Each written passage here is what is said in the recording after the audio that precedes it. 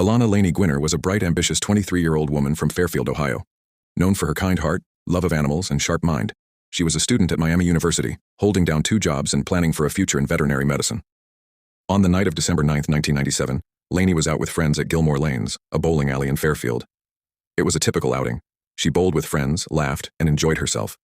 She left the bowling alley just after 1 a.m. on December 10th, telling friends she planned to stop briefly at her boyfriend's house before heading home. She never made it.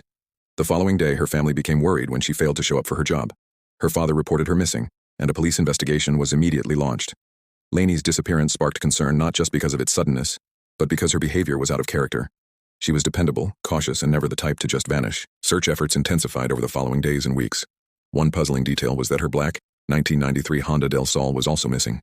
Police suspected foul play early on, and tips poured in, but nothing solid emerged. It wasn't until January 11, 1998, over a month later, that her body was found. A fisherman on the Ohio River near Warsaw, Kentucky, roughly 45 miles southwest of Fairfield, discovered Laney's body floating in the water.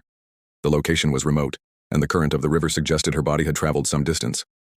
An autopsy concluded that Laney had been murdered, though the exact cause of death was never publicly released. Importantly, there were signs she had put up a fight, and that her death had not been accidental or self-inflicted.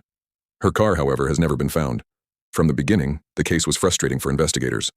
There were no obvious suspects, no witnesses who saw anything suspicious, and no physical evidence linking anyone to the crime. Authorities leaned heavily on theories. The most plausible, according to lead investigator Frank Smith, now retired, is that Laney was abducted by a stranger after leaving the bowling alley.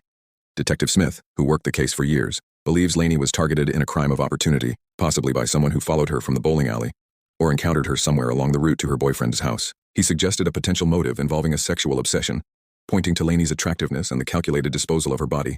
Her fierce resistance, he believed, could have led to her being killed in the heat of the moment. One of the more bizarre aspects of the case is the absence of her car. Investigators have never located the black Honda Del Sol, despite extensive searches.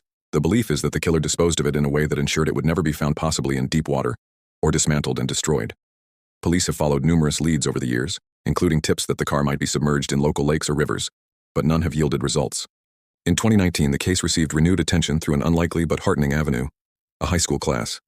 Retired teacher Randy Hubbard launched a cold case course at Mason High School in Ohio, where students would study real-world unsolved crimes. Laney's case became one of their primary investigations. The students examined case details, spoke to retired investigators, and worked to generate new leads. Their efforts helped keep the case in the public eye and prompted additional tips from community members. More than 25 years have passed since Laney's murder, and the case remains unsolved. Despite interviews, polygraphs, and media coverage, no suspect has been arrested or named publicly. The killer's identity and motive remain unknown. Investigators believe someone out there knows something, someone who may have seen something suspicious that night, or perhaps heard a confession or a rumor